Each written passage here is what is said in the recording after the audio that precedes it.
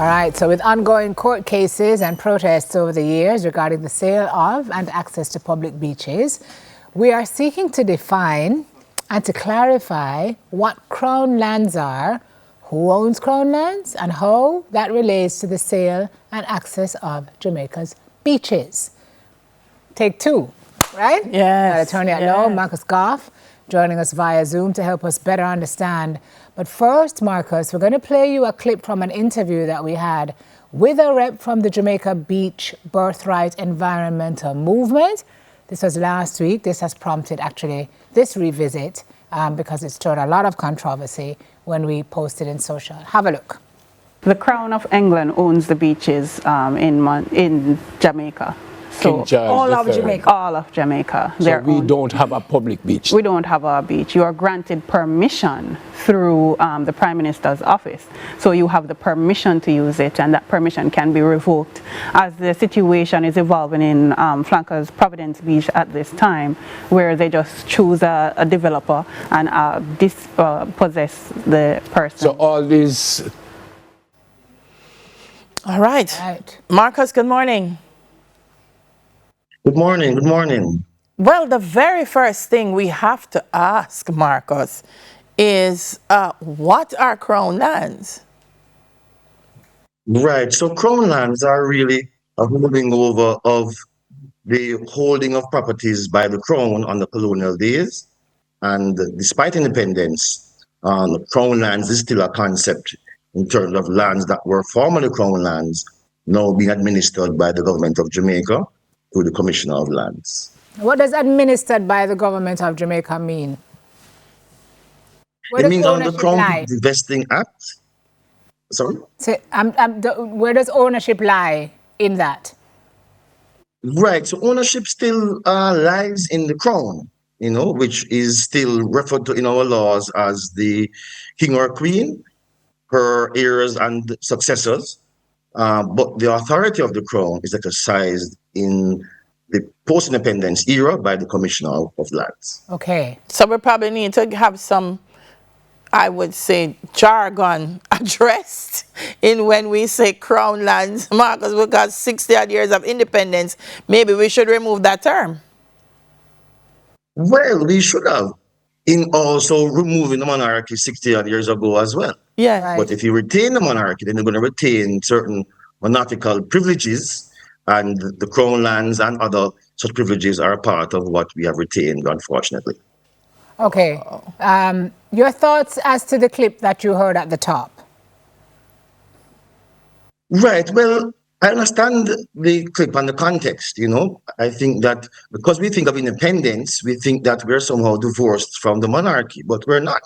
And that's just the reality, that the monarchy continues to be the head of state, for sure, and to continue as such to exercise certain authorities that they have done for centuries as the former colonizer, But in the legal fight currently, what we also need to appreciate is that it is not the current monarchy on the throne who is preventing us from having greater beach access. It's our local Jamaican elected officials exercising the authority of the former colonizer who continue to keep Crown lands and public lands out of the hands of the public. Okay, so that's a super important distinction, because I think what I would want you to break down for us is what administration means, administered on behalf of, what that means, and how much power that gives the government to do what they're doing with the land.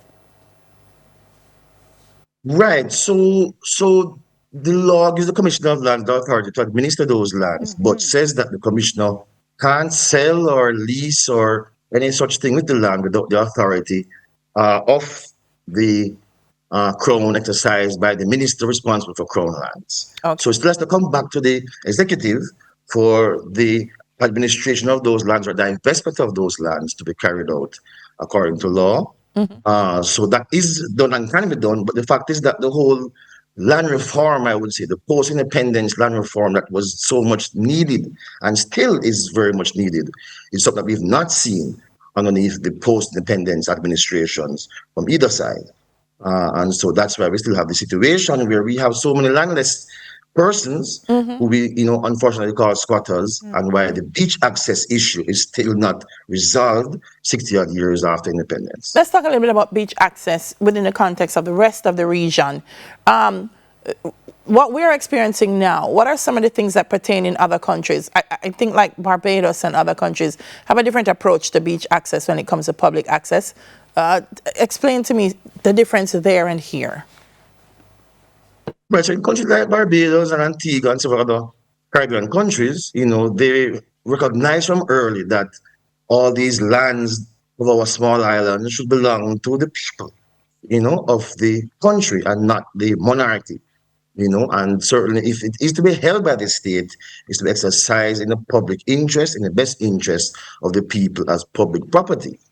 And so if you go to Barbados or Antigua, along every or beside every hotel, there's a public beach access sign that clearly denotes that this is for the public to have access to the beach without having to go through the hotel, without having to be subject to harassment by hotel security and staff, because it is seen as a patrimony of all nationals. Here in Jamaica, we don't have that. Our Beach Control Act, the 1956 Act, prior to our 62 Constitution, still prevails and continues to have the foreshore and the floor of the sea vested in the Crown, and no one has the right to use the beaches without a beach license from the government of Jamaica issued by NEPA, and all of that still does not preserve the public right to beaches. And so what we have is public beaches can be declared public, but they can be taken back from the public, they can be given to private hoteliers, whether local or foreign, without any public consultation. There's no guaranteed right to our beaches as Jamaicans, as I say, despite this being the 21st century. 1956, and it still pertains in 2025. Why is that, Marcus? Because we've seen so many acts and laws being revised. Why are we still holding on to a 1956? So many of our people lobbying for change. So why are we still holding on to a 1956 Act?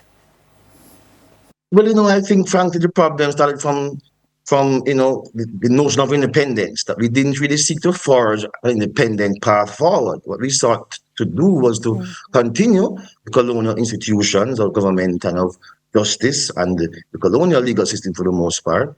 And so we have continued without any earnest, continuous, devoted commitment to unraveling some of these unjust colonial laws. And so we continue to have some very outdated laws, including some 19th century laws that we have not been able or not had the will to modernize. And so we continue to maintain this framework that really is based on racial inequality, class inequality, and landlessness for the majority. So precedent having been set now, Marcus, where do we go from here? Do you envisage in your lifetime a day when we'll be able to do what Barbados does? Can it happen? Most certainly. I think it requires the will of the parliamentarians, and we've seen public pressure, what that can do. We've seen last year it was announced that there would be, under the new administration of the JLP, a commitment to beach access and to ensure that there's no new development that is authorized without beach access being preserved for the public. So we're hopeful that this issue is one of those colonial issues that is now being seen as a priority for all Jamaicans. And in this era of constitutional reform, we're very hopeful that we'll be able to have this issue resolved, because so many generations of Jamaicans, of fisher folk, of general beach access users have been denied this fundamental right unjustly. And so we're hoping that in this new dispensation and the road to the republic, we can remove the monarchy and all of these colonial vestiges. It's important. We're seeing on our screen graphics that say 1% of our beaches are accessible to the public, and that there are a number of rights access issues before the court. Less than 1% actually of Jamaica's coastline is beaches accessible to everyday Jamaicans, and that's frightening to me. Less than 1%.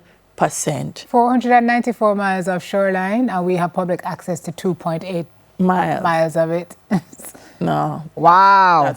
Can someone purchase Crown lands and then make it accessible to the public? Yes, Crown lands can be purchased with the consent of the Commissioner of Lands and the relevant minister, and those lands can be made available to the public. Of course, those lands could always be available to the public by the government. Right. And so we're saying that, I think that how we look at crown lands overall in this, era of decolonization is important. What we do, because the crown is still the, largest owner, but I guess the government, of lands of any one person, legal person in Jamaica. And so how we look at the divestment, the use of crown lands in the modern era in a way to empower the majority of Jamaicans is important, because historically crown lands were not for the majority to be empowered. Yes. So we have to change that mindset, change that vision, and change our laws to make the crown lands fit for purpose. I'm curious, Marcus, before you go, would constitutional reform address that? Yes, most certainly. I mean, we've heard of this phased approach. So phase one is just about removing the republic, removing the monarchy. Yes. But eventually, in phases 2 and 3, we're supposed to have a sort of more broad-based assessment of the colonial constitutional principles and see what we can do to modernize them. And so we're hoping in that process we'll be able to look at land reform more broadly and crown lands specifically for reform. And for the people who are wondering why are folks flogging this dead horse, it's more than about the beach and the land. It's about the people and what is ours. Marcus, contextualize it for us. Yes. Yes, land really is not just about to build. I think sometimes we think that land is just about development. Land is the whole of memories, connects people to our ancestry, to our history, to our identity. And so how we see land and our relationship to land and how we see ourselves when we are landless, affects our ability to be independent people, exercising our rights as such. And so it's very important fundamentally, I think, to heal back and undo as far as possible some of the harms of colonization. Okay. Well said, sir. Land is legacy. Thank you, Marcus Goff. Appreciate it. Thank you so much, ladies. All right, have a good one. Oh, it's a pleasure to have him. Sometimes we don't realize, Knowledge is power. Yeah. Knowledge is power. And I think this conversation was even more important within the context of constitutional reform, because when we talk about constitutional reform, I don't think a lot of Jamaicans understand the power that it puts in our hands to make changes to certain legislation and certain acts that now exist, and what it means to us as a people. To benefit us and to move us forward. Yeah. Great discussion. Thanks, Footy, for doing that part too. It was important to clarify coming out of the last interview. And thank you to Marcus Goff, attorney at law, for clarifying for us. Yes. Up next, we're preparing for and coping with menopause. It's so good.